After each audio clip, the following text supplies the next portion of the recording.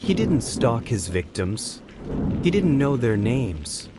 Israel Keyes would fly across the country, rent a car, and drive hundreds of miles just to kill a random stranger, then disappear like a ghost. For years, no one knew he existed, until one missing girl exposed the most methodical serial killer America had ever seen. Israel Keyes, born January 7, 1978, a U.S. Army veteran, family man, and contractor from Alaska. But behind that quiet life, he had spent more than a decade traveling the United States, planting kill kits in random towns, waiting for the right time to use them. Keyes grew up isolated in rural Washington. His parents rejected society and raised him off the grid, far from other children.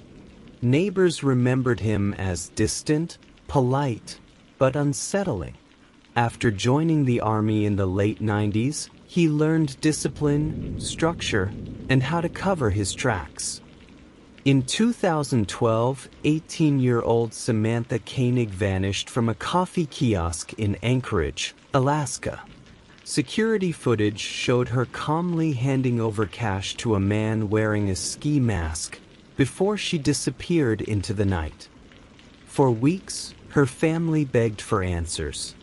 Then, a ransom note appeared, with a photo of Samantha that looked alive. But what they didn't know was that she'd already been dead for days. Detectives followed the trail of her debit card, used in random states thousands of miles away. Every transaction came from a new town stretching from Alaska to Texas. The man behind those withdrawals? Israel Keyes. When police finally stopped his rental car in Texas, they found Samantha's debit card, her phone, and a gun. In custody, Keyes stayed calm. And then, he started talking. He confessed, not just to Samantha's murder, but to many others. He described traveling to random states, digging up hidden kill kits he'd buried years before, buckets filled with weapons, cash, duct tape, and rope. He'd stalk no one. He'd simply find a house, any house, and strike. At least 11 victims, maybe more. He claimed to have murdered a couple in Vermont, a woman in New York, and others whose names he refused to share. Investigators realized they were dealing with a killer who planned every move years in advance. While awaiting trial in 2012, Keyes sat in an Anchorage jail, giving cryptic interviews to the FBI. He refused to name his victims, saying he wanted to control the narrative. He told agents he admired Ted Bundy but considered himself smarter, more disciplined.